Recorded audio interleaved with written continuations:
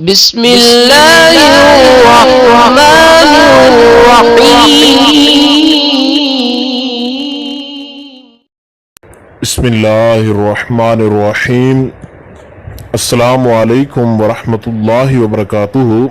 بات کریں گے آج کسی کو اپنے دل سے ہمیشہ کے لیے نکالنے کے وظیفہ کے حوالے سے۔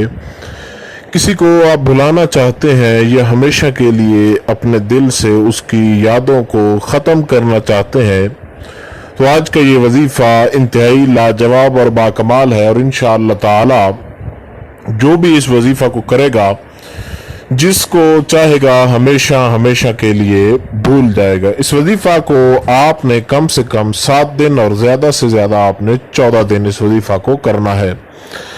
لیکن جب آپ نے کرنا ہے تو آپ کو کچھ باتوں کا دھیان رکھنا ہوگا۔ ایک تو یہ ہے کہ وظیفہ کو یقین کامل کے ساتھ کریں، اور دوسرا باوضو ہو کر کریں، اور تیسرا یہ کہ وضو کرنے کے ساتھ ساتھ آپ کسی پاک جگہ پر بیٹھ کر اس وظیفہ کو کریں، یعنی کہ کسی ایسی جگہ پر نہ بیٹھے جو جگہ جو ہے وہ پاک نہ ہو، تو پاک جگہ پر بیٹھ کر آپ اس وظیفہ کو کریں۔ تو انشاءاللہ تعالی جس کو بلانا چاہیں گے ہمیشہ کے لیے بلا دیں گے۔ وظیفہ کا طریقہ کار یہ ہے کہ آپ نے سورہ فلق اور سورہ ناس، قل اعوذ برب الفلق اور قل اعوذ برب الناس، ان دونوں صورتوں کو، سورہ فلق کو اور سورہ ناس کو، دونوں صورتوں کو آپ نے روزانہ 7 دن 100 مرتبہ پڑھنا ہے۔ 100 مرتبہ سورہ فلق اور 100 مرتبہ سورہ ناس۔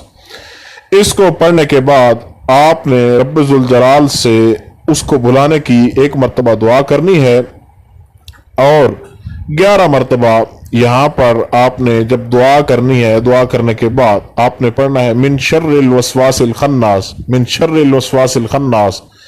اس کو آپ نے 11 مرتبہ پڑھنا ہے۔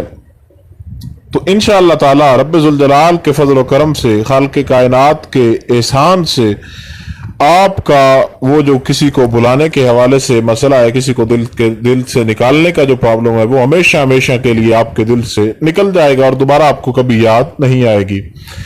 امید کی جا سکتی ہے جو وظیفہ باکمال اور مجرب ترین آپ کو بتایا، اس کی آپ کو سمجھ آ گئی ہوگی۔ پھر بھی اگر آپ نے کچھ پوچھنا ہو، کوئی سوال کرنا ہو، تو آپ لوگ ضرور پوچھ سکتے ہیں، انشاءاللہ تعالی آپ کو آگاہ کر دیا جائے گا۔ السلام علیکم ورحمۃ اللہ وبرکاتہ۔